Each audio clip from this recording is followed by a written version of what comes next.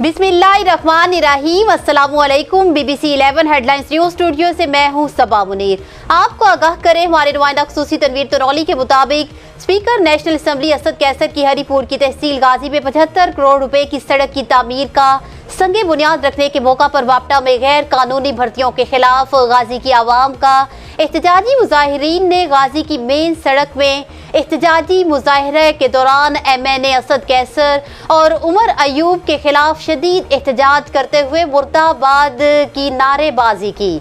आपको बताएं, हरीपुर की तहसील गाजी में वफाकी वजीर उमर अयूब खान मुर्दाबाद के नारों से गूंज उठा।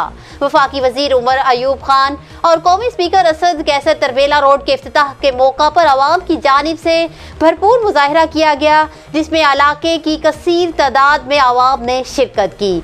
उमर अयूब खान और स्पीकर कौमी असम्बली के खिलाफ शदीद नाराबाजी की गई। मुजाहिरीन ने कहा, करप्ट मिनिस्टर जो 3 साल के बाद अपने हल्का इंतखाब में तशरीफ लाए, जबकि मुतासरीन तरबेला रुल गए। वापटा में पंजाब के लोग भर्ती हो रहे हैं और मिनिस्टर साहेब ख्वाबे खरगोश के मजे लेते रहे। गाजी की तारीख में पहली मर्तबा आवाम ने उमर अयूब के जलसे का मुकम्मल बाइकआउट किया।